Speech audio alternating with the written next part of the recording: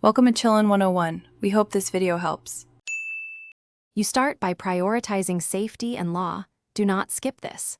Verify ownership, registration, and local storage rules because compliance matters.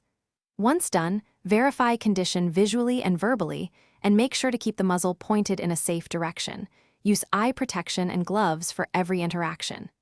If you are unsure about any legal detail or item condition, stop immediately and consult a qualified gunsmith or certified armorer. This keeps you and others safe and avoids legal risk. You should rely on authoritative references. The model-specific manual, exploded schematics, and manufacturer advisories explain design intent and tolerances. Once you have documentation, assemble only non-destructive hand tools approved for firearms care. Avoid improvised hacks or force. If an internal part must be inspected or replaced, coordinate with a licensed gunsmith. Professionals have jigs, gauges, and torque specs. Make sure to document serial numbers and any modifications, because accurate records. You finish by recognizing limits and focusing on safe outcomes.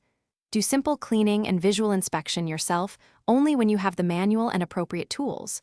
Otherwise, make sure to hand the firearm to a certified armorer. Once done, never force parts or continue if you feel binding, unusual wear, or misalignment. Stop and consult a professional immediately.